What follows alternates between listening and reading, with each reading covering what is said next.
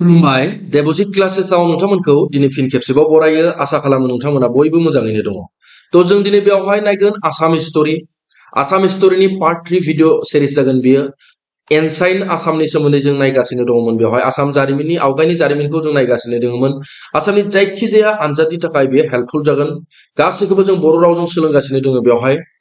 थ' बेवहाय आसामनि जारिमिननि सोमोन्दै जों बेफोरखौ नायखांजोब्बायमोन आवगायनि जा पार्ट दङमोन थ' आसाम बे जिथुनिखि जोंहा कर्स सोलिगासिनो दङ बेनि सोमोन्दै नोंथांमोना गोबां मोनथिनो थाखाय जोंनि WhatsApp ग्रुपआव जइन जानो हागोन लोगोसे कन्टेक्ट खालामनो हागोन थ' बेफोरखौ जों नायजोब्बायमोन दिनै नायलिया बेफोरखौ डाइरेक्ट जों जा दङ बर्मन डाइनास्टिखौ जों नायबाय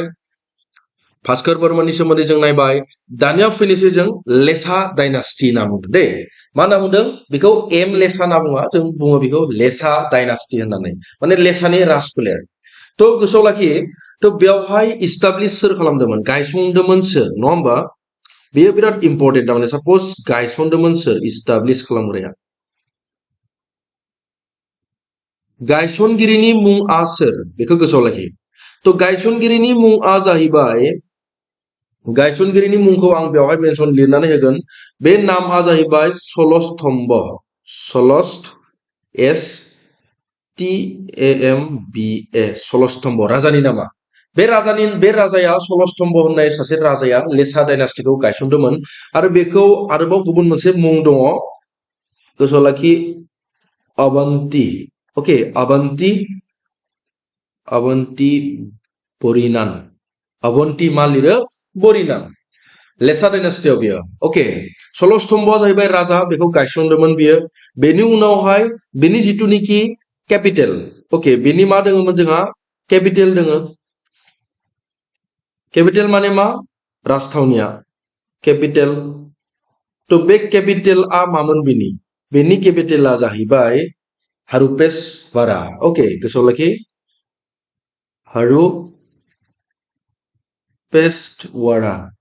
हारुपेशवाराया जाबाय बिनि कैपिटल आरो बे हारुपेशवाराया आथिखालाव बहा दङ बियो तेजपुराव दङ बेखौबो गोसोआव लाखि नोंथांमोना ओके क्लियार जाबाय बेसिम बेनि उनावहाय बेयावहाय जिथुनिखि जोबथा राजा आं मा नाम दों जोबथा राजाया लास्ट किं जोबथा राजानि नामा बिराद इम्पर्टेन्ट आरो बे जोबथा राजाखौबो गोसोआव लाखि नोंथांमोना बे जोबथा राजानि मुङा जाहैबाय TYAGA त्यागा सिंह ओके बे त्यागा सिंहआ जाहैबाय बिनि जोबथा राजामोन थ' जोबथा राजानि मुंफोराव फैबाय थायो बेनि उनावहाय बेवहायनो मोनसे फेमास टेम्पल मोनसे गायसनदोंमोन दे बेवहाय मा खालामदोंमोन मोनसे टेम्पल मोनसे गायसनदोंमोन बेवहाय ओके मन्दिर मोनसे बानायदोंमोन आरो बे मन्दिरनि मुङानो जाहैबाय महाभैरब मन्दिर नामखौथ' खोनाखादों नोंथांमोना महाभैरब ओके महाभैरब मन्दिरनि मुङाव बेखौ गायसननाय जादोंमोन थ' बेखिनिखौ गोसोआव लाखिनो हायोब्लानो बेनिफ्राय बेखिनिया साफिसियेन्ट आरो दे बे लेसा डाइनास्टिनिफ्राय आरो बेवहाय 655 निफ्राय जागायनानै 900 माने CE हाबबाय दे बेवहाय सरि CE नङा AD ओके थ' बेयावहाय बे समसिमाया अब्ला लेसा डाइनास्टिखौ माबायदि गोसोआव लाखिनांगोन लेसा डाइनास्टिखौ सोर गायसनदोंमोन सलस्तम्भआ आरो सलस्तम्भनि गुबुन मोनसे मुङा जाबाय अवन्ती बरिनान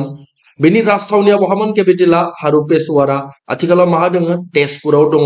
बेवहाय जोबथा राजाया सोर जोबथा राजानि इम्पर्टेन्ट सोर त्याग सिंह आरो टेम्पला जिथुनिखि मन्दिर ओके जिथुनिखि मन्दिर बे मन्दिरा मा महाभैरब मन्दिर थ' महाभैरब मन्दिरा सोरनि फोलेरनि एबा सोर डाइनास्टिनि टाइमाव बेयो गायसननाय जादोंमोन होनना बुङोब्ला लेसा डाइनास्टियाव ओके क्लियार जाबाय बेसिम थ' जों नेक्स्ट पार्टआव जों ओंखारलांनोसै आरो बे जाहैबाय पल डाइनास्टि एबा पला डाइनास्टि ओके थ' बेयावहायबो गोसोआव लाखि सोर बेखौ इस्टाब्लिश खालामदोंमोन बिराद इम्पर्टेन्ट ओके थ' बेवहाय इस्टाब्लिश खालामनायनि राजानि मुंफोरा गायसनगिरिनि मुंफोरा बहुत इम्पर्टेन्ट गोसोआव लाखि थ' कर्सनि सोमोन्दै गोबां मोनथिनो थाखाय कर्सनि फुल कर्सखौ जुदि नांगौब्ला नोंथांमोना जोंनि जा WhatsApp ग्रुप दङ बेवहाय थांनानै नोंथांमोना जइन जाग्रोनो हागोन बेवहायनो गासै डिटेल्सखौ जों हरजोबनाय जागोन ओके तो गायसनगिरिनि मुङा भेरि भेरि इम्पोर्टेन्ट आरो सोर गायसनदोंमोन होनना बुंदों बेखौ गायसनगिरिनि मुङानो जाहैबाय बेवहाय पल डायनास्टिनि गायसनगिरिनि मुङा very very important Brahmpal okay बा ब्रह्मपला ब्रह्मपाल बा ब्रह्मपला होननानै आं रिंसारबोयो बेखौ तो बे जाहैबाय बेनि राजा आरो बेनो राजाया जाहैबाय गिबिसिन राजा फर्स्ट किं ओके बेसोर फार्स्ट किं गोसोआव लाखि बेखौ आं लिरनानै होगोन साइडआव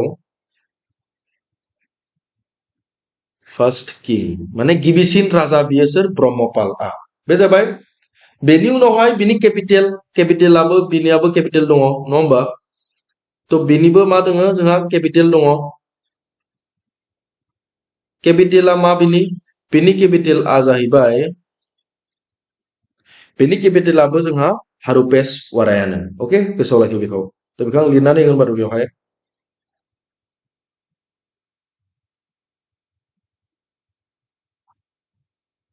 हारुपेश वारा